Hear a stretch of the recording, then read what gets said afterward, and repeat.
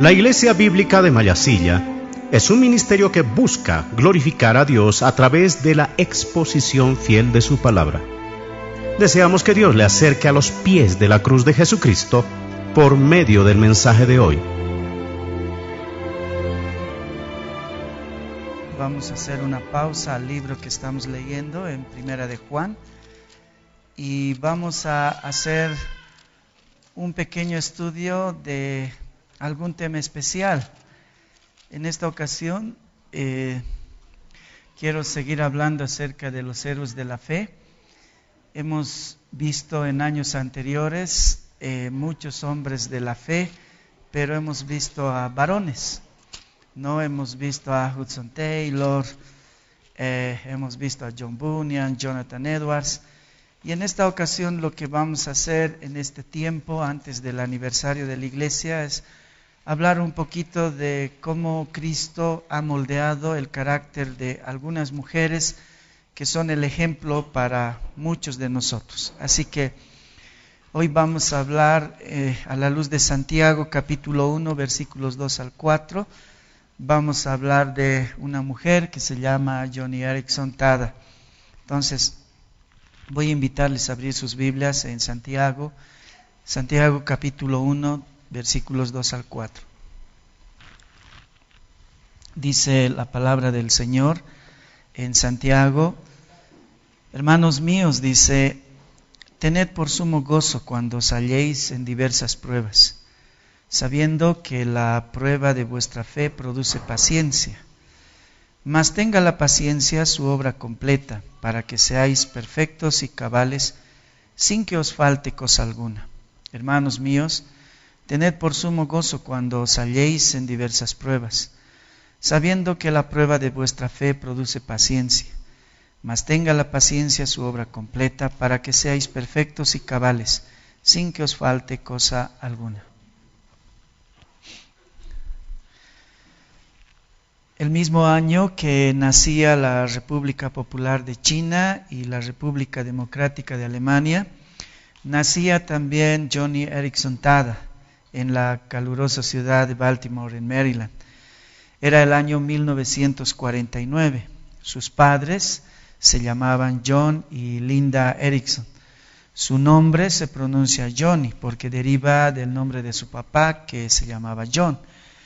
Joni era la menor de 4 hermanas, Linda, Jay y Kathy. Joni había heredado las habilidades atléticas y creativas de su padre. Esto provocó un vínculo muy especial entre padre e hija. La infancia de ella fue sumamente feliz porque era la menor de todas. Entonces ella creció rodeada de amor, felicidad y la seguridad de una familia muy amante. La familia Eareckson tenía un gran amor por la naturaleza. La mayoría de las actividades que ellos entonces hacían en las vacaciones especialmente, lo hacían al aire libre. Viajes, campamentos, paseos a caballo, senderismo, tenis, natación. Todas estas actividades hicieron de esta familia una familia muy unida, muy feliz, muy al natural. Como toda hija menor, vivió protegida, amada y mimada por cada uno de los miembros de la familia. En 1967, después de graduarse de la escuela de secundaria, ocurrió algo que cambiaría totalmente su vida. Era un caluroso día de julio y fue al encuentro a buscar a su hermana que se llamaba Kathy. Algunos amigos junto con ella estaban en la bahía de Chesapeake a nadar. Cuando ella los encontró, se lanzó para zambullirse en el mar sin considerar el nivel del agua en ese lugar.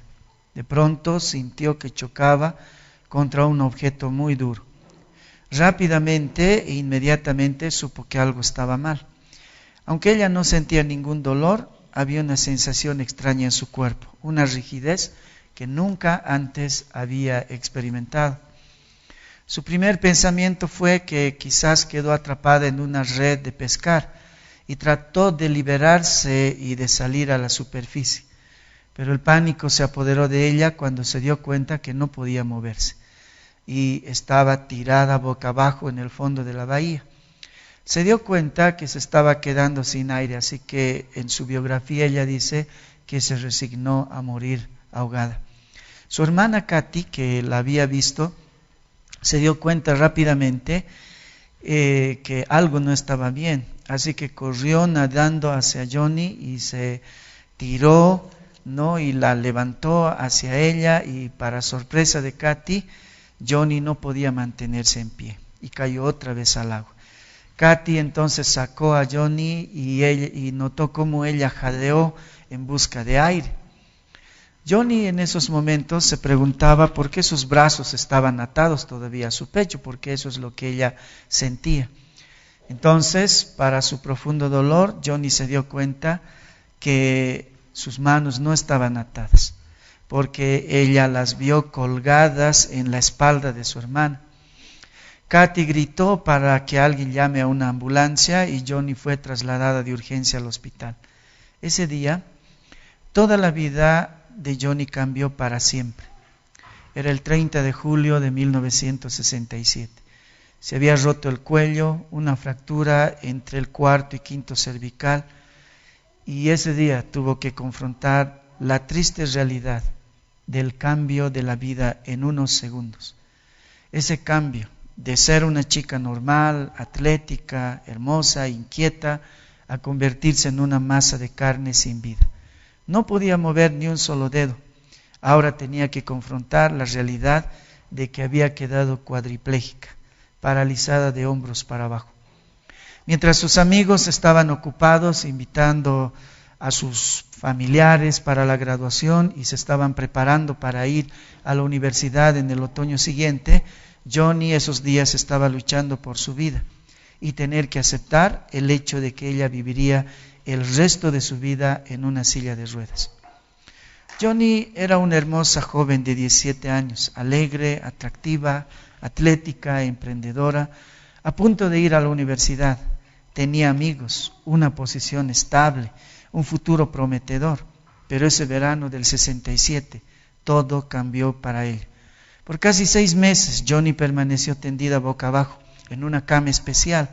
Durante ese tiempo Johnny oró todos los días, dice, por un milagro, pero el milagro nunca llegó. Hermanos, el mundo está lleno de sufrimientos. Vivimos en un mundo caído. 2 horas frente al noticiero mundial puede mostrarte el sufrimiento como parte misma de la vida de todos los hombres. Aviones que caen, huracanes, accidentes automovilísticos, virus mortales, una piedra mal ubicada, un pedazo de carne al almorzar puede tener un desenlace fatal. Niños que nacen con síndromes o simplemente niños que mueren al nacer. Por otro lado, en los últimos años, el ambiente evangélico ha cambiado tanto que las predicaciones del confort cristiano han confundido a muchos cristianos en el mundo entero. Hoy se predica una creencia de una fe fácil y de prosperidad. Esto ha fomentado una creencia no bíblica entre los creyentes acerca del dolor y el sufrimiento. La mayor parte de los cristianos tienen una aversión natural hacia el dolor y la dificultad. Y es que no estamos preparados para confrontar la triste realidad de que los cristianos, más que los del mundo, vamos a ser sometidos a aflicciones y pruebas diarias. Santiago se dirige a los creyentes con estas palabras. Hermanos, les dice, hermanos míos, considérense muy dichosos, dice, cuando tengan que enfrentarse con diversas pruebas. Pues ya saben que la prueba de su fe produce constancia. Y la constancia debe llevar a un feliz término la obra, para que sean perfectos e íntegros sin que les falte nada. Santiago le está hablando a una iglesia en Jerusalén que había disfrutado el primer momento del Evangelio y, bueno, muchas cosas lindas pasaron en medio de ellos, milagros, portentos increíbles, pero inmediatamente ellos fueron dispersados. Probablemente Herodes Agripa fue el primero que empezó a buscarlos a ellos. Mucha gente entonces que tenía trabajo, luego de convertirse perdió su trabajo. Mucha gente tuvo que huir con su familia a lugares donde no tenían familiares. Mucha gente tenía que comenzar todo de cero, entre ellos habían ancianos, y la iglesia estaba confundida porque acababan de recibir las buenas noticias de que Cristo había venido por ellos y que había venido a salvarlos y cuánto los amaba el Señor, pero inmediatamente empezaron a tener mucho dolor, mucha tribulación. A esta iglesia es que Santiago les dice: hermanos míos, considérense dichosos, dice, cuando enfrenten diversas pruebas. ¿Por qué les dice Santiago que deben estar felices cuando hay pruebas, cuando hay sufrimiento? En el versículo 4 dice que estas pruebas nos van a servir para ser perfeccionados, para ser, dice, perfectos e íntegros. La palabra perfectos en el griego no quiere decir, no tiene el mismo sentido que en el español, sino habla sobre todo de madurez, para que nosotros podamos madurar nuestra fe. Dios nunca va a permitir que pase algo sin que salga de su mano poderosa, sin que esté dentro de la voluntad del Señor. Así que para los hermanos que vivían en la época de Santiago, como para nosotros o para cualquiera de ustedes que está pasando un tiempo de sufrimiento, hoy vamos a aprender 4 lecciones que parten del sufrimiento, 4 cosas que nos van a ayudar a madurar. He titulado este sermón Las lecciones del sufrimiento y vamos a ver 4 cosas que nos trae el sufrimiento. La primera cosa que dice este texto es que el sufrimiento produce fe. El sufrimiento va a ahondar nuestra fe. Hermanos míos, dice, considérense muy dichosos cuando tengan que enfrentarse con diversas pruebas, dice. Pues ya saben, dice, que la prueba de su fe produce constancia. La fe es algo que podemos decir que tenemos todos. Todos los que somos cristianos decimos: yo tengo fe, o yo he conocido al Señor por fe. Pero no sabemos si esa fe es verdadera, sino hasta que el Señor prueba si esa fe está o existe dentro de nosotros. El sufrimiento tiene una capacidad de demostrarnos si la fe que nosotros tenemos es real. Por eso dice Santiago, pues ya saben que la prueba de su fe, dice, produce constancia. El sufrimiento prueba nuestra fe. La prueba de la fe, dice, trae constancia. Nuestra fe tiene que ser probada. Muchos de nosotros creemos que vamos a pasar las pruebas. Una de las cosas que realmente me asustó un día de estos y me puse a pensar mucho también en mi vida, hablando con uno de mis hijos. Estamos leyendo ahora una biografía y vimos mucho dolor en esa biografía. Y yo le pregunté a mi hijo: ¿cómo crees que sería si nosotros pasamos por ese tiempo? Y él me dijo: tengo miedo. Tengo miedo de que ese día se revele de que no soy cristiano. Porque tal vez no voy a poder seguir amando a Dios si me pasan esas cosas, si me pasaran esas cosas. Para mí fue muy duro que mi hijo revelara esa duda que tenía. Pero es mejor tener la duda revelada que tenerla bien oculta pensando que somos cristianos que vamos a poder soportar el tiempo de tribulación. A lo largo de la vida cristiana vemos personas que se van porque alguien no los saluda, porque alguien no los visita, o porque el ambiente no es tan bonito como pensaba en esta iglesia. Siempre me pregunto si un Nerón se pusiera adelante, si ellos todavía permanecerían. Así la fe muchas veces está oculta. Así la fe a veces no es una fe verdadera. Así nuestra fe a veces es algo que creemos que está ahí, pero no está.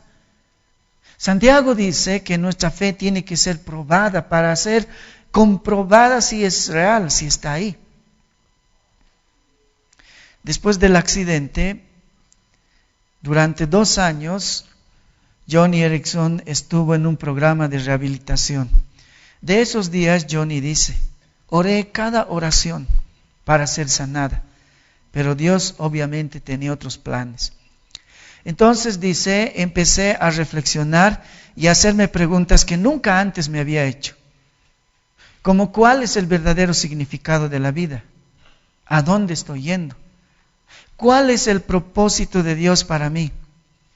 Antes del accidente no eran preguntas que me hacía a sí misma, dice ella.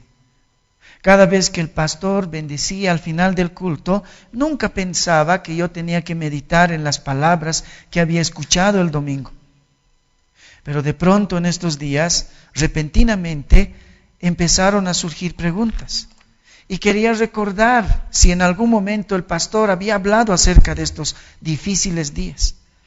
Estas preguntas se hicieron apremiantes. Mi fe cristiana, dice ella, antes de mi accidente, estaba guardada en el bolsillo trasero de mi jeans Levi's. Mi fe cristiana era conveniente el domingo por la mañana, pero no muy conveniente el viernes por la noche, especialmente durante una cita con mi novio. Era una historia diferente entonces, y mi vida era una constante actuación hipócrita, dice ella. Cuando sufrí mi accidente, todas esas cosas que antes fueron mi deleite, por el que arrinconé a Dios a una esquina, fueron arrancadas de mí. El tenis, el atletismo, las caminatas, la natación y mi novio, esas eran las cosas más importantes antes del accidente. En medio de miles de preguntas estaba Joni Eareckson sin hallar una respuesta. Y dice ella, hasta que ahondé profundamente en las Sagradas Escrituras, empezó a revelarse el plan de Dios para mi vida. Él estaba usando mi discapacidad para empujarme dentro de los brazos de Jesús. Sinceramente, hoy, dice ella, puedo decir que prefiero estar en esta silla de ruedas conociendo a mi Señor que estar sobre mis pies sin Él. Prefiero estar en esta silla de ruedas conociendo a mi Señor que estar sobre mis pies sin Él. El sufrimiento puede tener 2 resultados en los seres humanos. Te puede meter a un túnel oscuro e interminable de amargura, de odiar a Dios, de odiar al prójimo o del suicidio. O de alejarte como un ermitaño, como un hombre o una mujer egoísta, y aunque rodeado de muchas personas alrededor, solamente teniéndolos por una razón utilitarista, sin amarlos. El dolor y el sufrimiento puede producir eso, pero también el sufrimiento puede producir en nosotros humildad. El sufrimiento tiene el poder de humillarnos hasta el extremo de clamar la misericordia del Señor. ¿Cuántas personas han conocido al Señor después de un divorcio? O después de un accidente donde han perdido a un familiar? O después de haber pasado por la cárcel? O cuando viene el médico y te dice que tienes cáncer o sida. En muchos de nosotros es en ese momento cuando la fe verdadera ha nacido. El dolor muchas veces es la cuna de la fe. Joni Eareckson dijo una vez, en los momentos de profundo dolor hay solo 2 opciones: dedicarse a vivir o dedicarse a morir.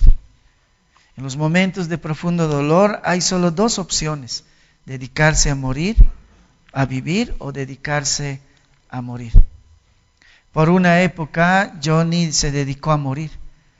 Fueron las primeras semanas de terapia. La colocaron en una cosa que se llama el bastidor de Stryker, que es una lona donde ella estaba como un sándwich más o menos. 3 horas boca abajo, 3 horas boca arriba, y esos eran los días, esas eran las semanas, esos eran sus meses. Era un procedimiento muy doloroso, porque además tenía sobre sí muchas operaciones. Lo peor, dice ella, vino cuando le dio un resfrío, donde no poder moverse se volvió el menor de los problemas, porque respirar casi era una proeza. En medio de esos dolores pidió al personal del hospital que cerraran las ventanas, que cerraran las puertas y no le dijeran a nadie que podían entrar. Y le dijeran a nadie, a todos, que no podían entrar. Odió su existencia y le surgieron preguntas, le surgieron protestas y muchos deseos de morir. Entre esas, discutía con el Señor. Y muchas veces le decía al Señor, qué bien, Señor. Así se hace a las buenas mujeres. Soy cristiana recién convertida, así tratas a los nuevos cristianos, qué bien. Sintió que no llegaría a vivir y que su vida no valía la pena y que en realidad no valía la pena seguir viviendo. Le llegó ese momento parecido al que el apóstol Pablo en una ocasión había confrontado en 2 de Corintios 1:8. Porque hermanos, dice, no queremos que ignoréis acerca de nuestra tribulación que nos sobrevino en Asia. Pues fuimos, dice, abrumados en sobremanera, más allá de nuestras fuerzas, de tal modo que aún perdíamos la esperanza de conservar la vida. El apóstol Pablo dice, no quiero que ignoren esos momentos tan difíciles que tuvimos que pasar en Asia. Porque fuimos, dice, abrumados, fuimos atribulados más allá de nuestras fuerzas, de tal manera que pensábamos que no íbamos a salir vivos de ese momento. Una de esas semanas, mientras estaba Johnny boca abajo, dice, contando los azulejos del piso, una amiga le puso una Biblia debajo, ahí en un banquito le puso una Biblia y le dio un palito y lo puso en su boca para que ella pasara las hojas de la Biblia, porque pensaba que quizás este libro le podía ayudar un poco para recobrar fuerzas. En eso, dice, ella leyó el Salmo 18 del versículo 6 al 19, que lo tenemos solamente resumido acá. En sus partes más importantes dice, en mi angustia invoqué a Jehová y clamé a mi Dios. Él oyó mi voz desde su templo, y mi clamor llegó delante de él a sus oídos. La tierra fue conmovida y tembló. Humo subió de su nariz y de su boca fuego consumidor. Inclinó los cielos y descendió. Envió desde lo alto, me tomó, me sacó de las muchas aguas, me sacó a un lugar espacioso, me libró porque se agradó de mí. Leyendo esta porción de los Salmos, es que ella empezó a asimilar este momento. Probablemente no tendría que morir. Ella asimiló ese momento que dice, me sacó de las muchas aguas, me sacó a un lugar espacioso, me libró porque se agradó de mí. Ese día entendió que Dios la quería muerta verdaderamente, pero muerta al pecado. Y Dios le dijo que a través de este salmo, o más bien Dios le dijo a través de este salmo, que Él había movido cielo, mar y tierra para salvarla a ella, mandando a su Hijo a la cruz, porque se agradó de ella por su gracia, no porque había algo bueno en ella. Ese día Joni Eareckson fue engendrada a la vida nueva. Dios sabe si tú estás pasando este momento de dolor para darte fe, para convertirte tal vez, o para reconciliarte con Dios. Si tú estás escuchando este sermón, Dios también se ha agradado de ti en su inmensa misericordia. El Señor dice en su palabra, hermanos míos, tened por sumo gozo cuando os halléis en diversas pruebas, sabiendo que la prueba de vuestra fe produce paciencia. La segunda cosa que nos enseña este texto es que el sufrimiento produce un nuevo gozo por la vida. El sufrimiento produce un nuevo gozo por la vida. Otra vez vamos a ir a nuestro texto. Hermanos míos, dice, tened por sumo gozo cuando os halléis en diversas pruebas, sabiendo que la prueba de vuestra fe produce, dice, paciencia. Tened por sumo gozo cuando os halléis en diversas pruebas. En el mundo, La gente piensa que los cristianos somos las personas más aburridas del planeta. Fanáticos a quienes se les ha arrancado la posibilidad de divertirse.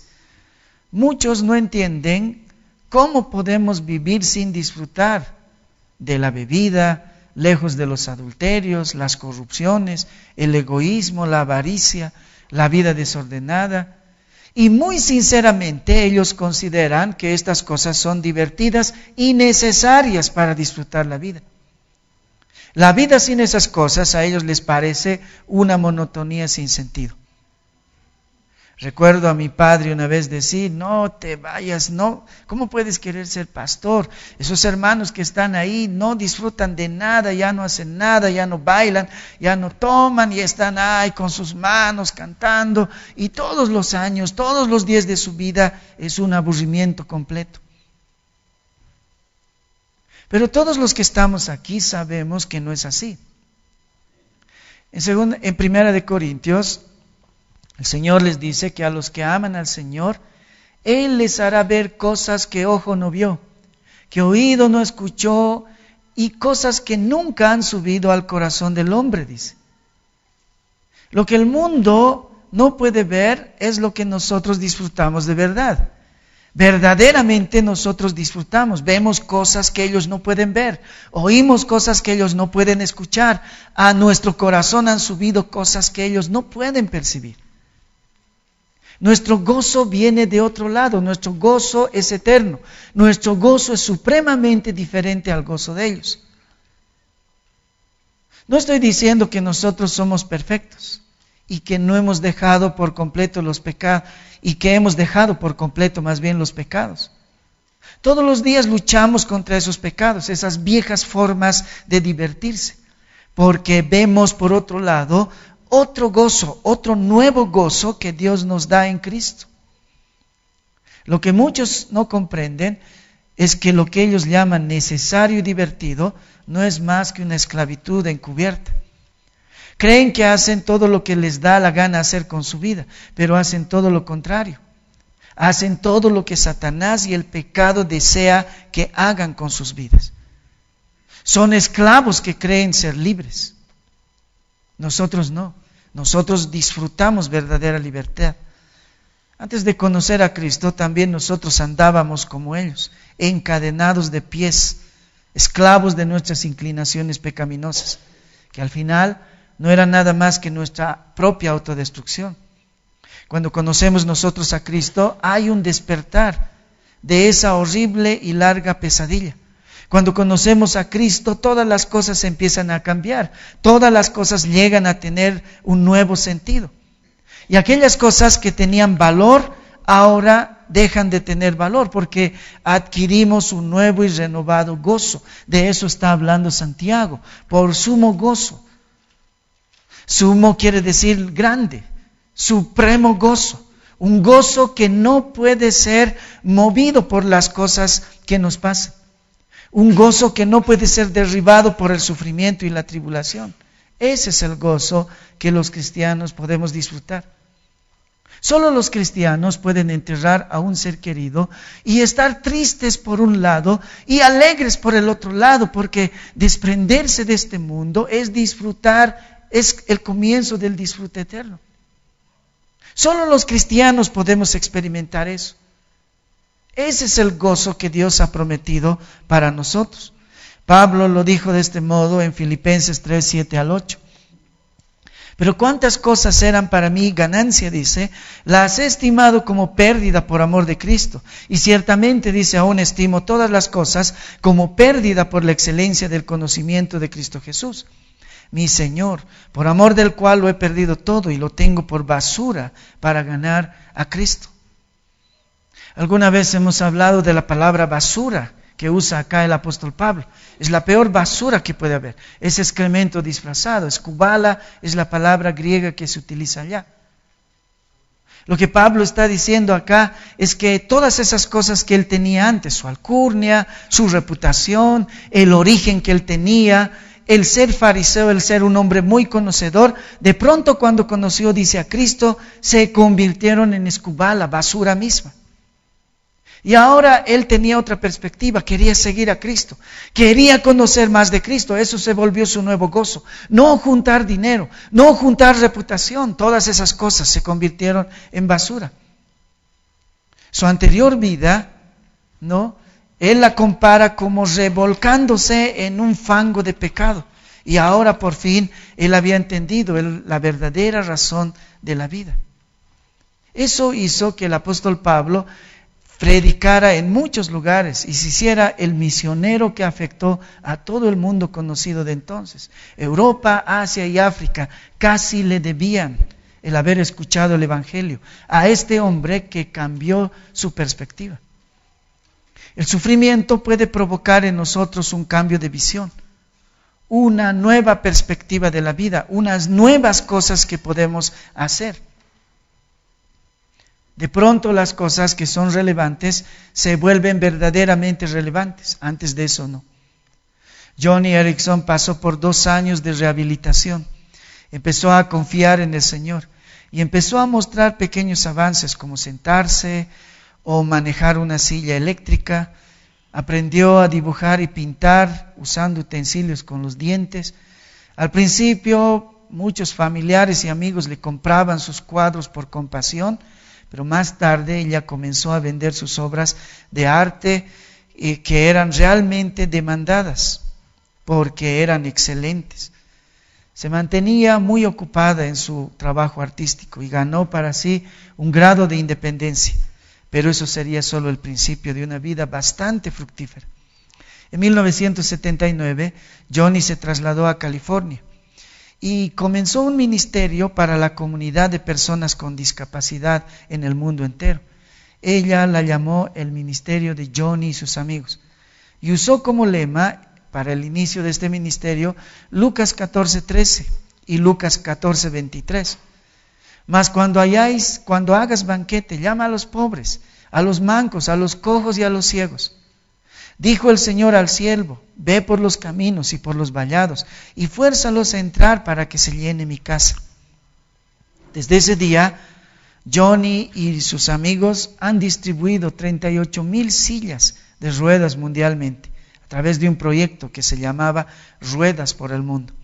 Escribió muchos libros, locutora de radio, cantante, actriz de muchas películas, una autobiográfica también. Recibió muchas distinciones. El 3 de julio de 1982, Joni contrajo matrimonio con Ken Tada, un profesor de educación secundaria, con quien había servido al Señor y viajado por muchos lugares. Y aun cuando su historia les suene como un cuento de hadas, ellos se casaron y vivieron verdaderamente felices para siempre. Joni dice de esos momentos: una de las cosas que pensaba cuando él me pidió que nos casáramos fue esta: ¿cómo podrá este tipo soportar mi discapacidad? Así que empecé a observarlo y vi durante un campamento, dice, desatar un sedal de pesca anudado. Él se tomó horas y horas desatando meticulosamente este sedal de pesca. Y entonces dije: este es el hombre. Si puede mostrar tanta paciencia haciendo esto, entonces puede mostrar paciencia con mi discapacidad. En una conferencia de prensa ella dijo: en todos estos años de matrimonio me ha demostrado a Ken y a mí que esta silla de ruedas no es la cosa que nos divide. Es la cosa más bien que nos da fuerzas el uno al otro, creando la unidad, empujándonos a comunicarnos y forzando nuestra honestidad. Nosotros no podemos barrer nuestro egoísmo bajo la alfombra. Nosotros conseguimos dar un paso hacia adelante. Y mi marido es mi mejor animador y yo confío que soy su mejor animadora también. Ella, como todo joven, al principio pudo haberse casado con otro novio. Pero no sabemos si ese matrimonio hubiera glorificado al Señor tanto como este matrimonio lo hizo. Ella, en su matrimonio, glorificó a Dios a través de las misiones hacia los discapacitados. Los discapacitados, sí, no son otro país, no son otra etnia, pero están en medio de nosotros y muchas veces pasan desapercibidos. Y ellos también necesitan del Evangelio. Así ella se hizo misionera a los discapacitados. Johnny fue capaz de compartir el amor de Cristo en y a través de sus dibujos. Ella siempre firmaba sus pinturas con la P, la T y la L, que significa Praise the Lord. Alabado sea el Señor. Ella pudo haberse accidentado y morir amargada y dejar todo a un lado. Ella pudo no haberse accidentado y el mundo hubiera perdido toda la riqueza que esta dama en silla de ruedas pudo darle al mundo. Fue a través del sufrimiento que ella pudo ver la vida con un lente distinto. Disfrutó de la vida con un gozo diferente de aquellos que nos podemos mover. Y pudo ver la necesidad de aquellos que pasan desapercibidos delante de nuestros ojos. Cualquier sufrimiento que estés pasando en este momento puede ser una ventana a una necesidad que sin tu sufrimiento no podrías ver. Hay un propósito en cada evento de nuestra vida, si la miras a través de la luz del Calvario. Hay algo que tú puedes hacer si miras las cosas con el lente del Señor. La tercera cosa que nos enseña este pasaje es que el sufrimiento produce humildad. Nuestro texto dice: hermanos míos, tened por sumo gozo cuando os halléis en diversas pruebas, sabiendo que la prueba de vuestra fe produce, dice, paciencia. La paciencia es la otra cara de la humildad. Cuando eres humilde, eres paciente. Cuando no lo eres, eres sumamente impaciente. Y una de las cosas que produce el sufrimiento es la humildad. En una conferencia, Johnny Erickson dijo: ¿quiénes son los humildes? Son personas que son humilladas por sus debilidades. Personas con sondas cuyas bolsas comienzan a derramarse. ¿Cómo es de diferente de uno que puede decidir ir al baño cuando tiene necesidad, que de otro que tiene una bolsa y que en el mejor momento, tal vez de un almuerzo, se le derrama su bolsa de excremento? ¿Cuánta humillación puedes recibir en esos momentos? Personas inválidas a las que hay que alimentar, asear, vestir, cuidar como niños. Personas que una vez fueron activas, pero que ahora están incapacitadas por enfermedades y dolores crónicos. Ella decía: tomo mi cruz cada día. No estoy hablando de la silla de ruedas. La silla de ruedas no es mi cruz a cargar. Tampoco es la suya su andador, su porvenir, ni sus fastidiosos suegros, ni su infección nasal, ni sus migrañas, ni la rigidez de sus articulaciones. Esa no es la cruz que tú tienes que cargar. Ella decía: mi cruz no es la silla de ruedas, es mi actitud. Mi actitud hacia los dolores y los sufrimientos. Cualquier queja, desasosiego, preocupación, resentimiento, desesperación, esas son las cosas por las que Dios me llama a morir cada día. El sufrimiento nos ayuda a tener humildad. Humildad es una palabra bastante desvirtuada hoy. A veces en los periódicos leemos: un hombre muy humilde fue asaltado. Relacionamos humildad con pobreza. La humildad no siempre tiene que ver con la pobreza. Puede haber un hombre muy rico que es humilde, como puede haber un hombre muy pobre que no tiene nada de humildad. La humildad tiene que ver con la humillación. La humildad tiene que ver con el reconocimiento de que hay un Dios. Jesús dijo una vez en Mateo 11:29, lleva mi yugo sobre usted, dice, llevad mi yugo sobre vosotros y aprended de mí, dice, que soy manso y humilde de corazón, y hallaréis descanso para vuestras almas. Aprended de mí, que soy manso y humilde. ¿Qué significa ser humilde? La Biblia dice que Jesús no consideró el ser igual a Dios, y sin embargo, Él vivió entre ladrones, prostitutas y toda clase de pecadores. Su humildad se ve cuando Pedro, el día del arresto de Jesús, trata de defenderlo cortándole la oreja a uno de los soldados de la guardia sacerdotal. Y entonces Jesús le dice en Mateo 26:53, ¿acaso piensas que no puedo ahora yo orar a mi Padre y que Él no me daría más de 12 legiones de ángeles? ¿Qué es humildad? Jesús es el dueño, el creador del universo, amo de millares y millares de ángeles que podrían haberlo defendido en ese momento. Pedir la ayuda de ellos, pedir que ellos aplasten a estos hombres que estaban lastimando a Jesús era lo más fácil. ¿Saben cuánto coraje hay que tener para aguantarse una humillación de la que tú sabes que podrías escapar y vengarte y hacer sentir tu poder? Eso es lo que Jesús hizo. Yo podría llamar, dice, a más de 12 legiones de ángeles. Puedo hacerlo. La humildad viene de ahí, esa capacidad de humillarse, aun cuando sabes que no necesitas hacerlo. Jesús quiere que seamos humildes. Sean humildes, dice, como yo, porque en nuestra relación con Dios, los vasallos necesitan ser humildes. Él requiere que nos humillemos, porque nuestro lugar corresponde a la humillación. Dios se acerca a los humildes y rechaza a los soberbios. Tenemos una tentación fuerte de ser antropocéntricos. El hombre busca la autoexaltación, aún en la religión. Mucha gente no busca a Dios para glorificarlo, para honrar su nombre. Mucha gente busca a Dios para ser servido por Él. Buscan las cosas que Dios puede darnos. Pocos entendemos que somos siervos, criaturas de Dios. Él está en un trono y nosotros somos sus siervos. Debemos ser humildes. Dios se acerca a los humildes. Y a veces solo el sufrimiento puede traernos humildad.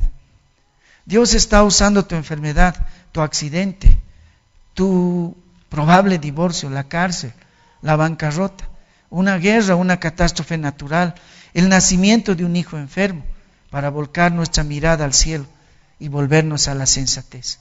¿Qué es la sensatez? Él es Dios y nosotros criaturas. El Salmo 10:7 dice, el deseo de los humildes oíste, oh Jehová, tú dispones su corazón y haces atento tu oído. El deseo de los humildes escuchaste, oh Jehová. En una ocasión, Johnny Erickson dijo, para mí el sufrimiento sigue siendo el martillo que me parte, el cincel que usa Dios para socavar mi autosuficiencia, mi automotivación y mi agotamiento. El sufrimiento sigue siendo ese perro pastor que me ladra y me muerde los talones para que me conduce al Calvario. Quiero que escuchen esto. El sufrimiento sigue siendo ese perro pastor que me ladra y me muerde los talones, que me conduce al Calvario, a donde de otro modo no hubiera querido ir. Dice, ella compara al sufrimiento como un perro que te jala, que te ladra para llevarte al Calvario, donde de otro modo, dice, no quisieras ir. Todos los que estamos sanos, todos los que estamos desperdiciando nuestro mejor tiempo en cosas que no van a tener trascendencia eterna. A veces el sufrimiento verdaderamente es ese perro que nos jala y nos dice, usa mejor tu tiempo. La cuadriplegia más miserable no es la de aquellos que dependen de una silla de ruedas. La peor parálisis es la parálisis espiritual, que no nos permite acercarnos a Dios. Nos levantamos cada mañana y nos ponemos en piloto automático. Nos aseamos, desayunamos, llevamos a los chicos al colegio, besamos la frente de ellos, a veces sin ninguna carga emocional, vamos al trabajo día tras día, lo hacemos esta semana, lo hacemos al otro mes, lo hacemos por años y no nos detenemos a saludar a Dios, no nos detenemos a disfrutar de Dios, nuestro Creador. Como Johnny Erickson decía, Dios ocupa el último eslabón en nuestros intereses. Pero a veces Dios usa el dolor, el sufrimiento, para traernos humildad, para ponernos en nuestro lugar. Nosotros somos sus criaturas, Él nuestro Creador. Toda criatura que ve a su Creador, adora al Señor. La última cosa que nos enseña, la última lección que nos enseña el sufrimiento, es que el sufrimiento realza la gloria futura. El sufrimiento realza la gloria futura. El sufrimiento nos hace desear la gloria futura. Al final del texto, el versículo 4 dice: mas tenga la paciencia su obra completa, para que seáis, dice, perfectos y cabales, sin que os falte cosa, dice, alguna. Lo que produce, dice, el sufrimiento, al final de cuentas, es, dice, perfección, cabalidad, para que nada de esas cosas nos falte. Ahora, esto no va a ocurrir en esta vida. Eso va a ocurrir al final con nuestra glorificación. No es algo que todavía vamos a experimentar, pero produce en nosotros el anhelo por que suceda. El 2010, a sus 60 años, a Johnny se le detectó un cáncer maligno de mama. La noticia fue más dura para sus amigos de ministerio que para ella misma. No porque haya soberbia en ella, ni porque era una experta en el sufrimiento, sino porque ella aprendió por más de 45 años a esperar la restauración no en esta tierra, sino en la tierra que vamos a heredar después de este mundo. En esa ocasión, cuando le dieron la mala noticia, ella dijo: quiero asegurarles que estoy realmente contenta de recibir de Dios lo que Él considere conveniente para mí, incluso si es de su mano izquierda, porque mejor algo de su mano izquierda que nada de ninguna mano. ¿No creen? Quiero asegurarles que estoy realmente contenta de recibir de Dios lo que Él considere conveniente para mí, incluso si es de su mano izquierda, porque mejor algo de su mano izquierda que nada de ninguna mano. No importa cuánto ella pueda luchar con sus enfermedades. Tal vez uno pudiera haber pensado, pero ha sido cuadraplégica toda su vida. Dios puede ser compasivo y detener. ¿Por qué le puede dar cáncer? ¿Qué es lo que está pasando con el Señor? Pero lo que la vida de esta mujer nos enseña es que tenemos que despojarnos de amar este mundo y la perfección en este mundo. Porque viene otra perfección, la gracia futura. El sufrimiento nos permite mirar allá. Solo a veces una mujer con cuadraplegia en toda su vida, con cáncer en los últimos días de su vida, puede mirar hacia lo que viene en lo futuro, puede deleitarse en lo que viene en el futuro, la gracia futura. Los sanos no. Los sanos nos arraigamos, hacemos raíces en este mundo, nos aferramos a este mundo. Segunda de Timoteo 2:12 dice: si sufrimos aquí, reinaremos allá con Él. Esperamos por eso con ansias la glorificación de nuestros cuerpos. El sufrimiento puede producir eso en nosotros, mirar hacia adelante, en la gracia futura. En una conferencia reciente, ella dijo: un día yo dejaré esta silla de ruedas. Me cuesta esperar. Puede que haya sufrido con Cristo en la tierra, pero un día reinaré en el cielo con Él. Puede que haya probado los dolores de vivir en este planeta, pero un día voy a comer del árbol de la vida, en el deleite del cielo, y todo sucederá en un abrir y cerrar de ojos. La victoria del Señor sobre este mundo será el alzamiento del velo sobre nuestros 5 sentidos, y lo veremos, y seremos como Él, y veremos el universo entero a simple vista. Nos sentiremos en casa, como si siempre hubiera sido así, como si hubiésemos nacido para un lugar así, porque así es.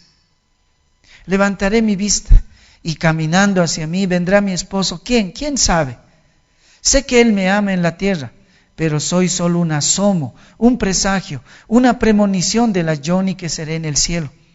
Y cuando Él me vea dirá: así que esto es lo que amé de ti todos estos años en la tierra. Y habrá gozo, placer en la adoración y servicio en el cielo. El apóstol Pablo lo dijo de otra forma, en Romanos 8:18. Pues tengo por cierto que las aflicciones del tiempo presente no son comparables con la gloria venidera que en nosotros ha de manifestarse. Sufrir nos quita esa vanidad con la que nosotros miramos la vida. A veces somos vanidosos porque podemos ser muy simpáticos o muy hermosas, o porque tenemos mucho dinero, o porque tenemos el apellido de mejor abolengo. Pero todas esas cosas no son nada en comparación a las cosas que vienen más allá, con la gloria venidera. Si sufrimos aquí, reinaremos, dice allá Timoteo. El apóstol Pablo sufrió mucho. Pudo haber sido el apóstol Pablo el apóstol más mimado de todos los trabajadores del Señor, pues no ha habido otro hombre que haya trabajado con tantas fuerzas para el Señor. Pero cuando tú lees 2 de Corintios capítulo 11, solo ves sufrimiento en la vida del apóstol Pablo.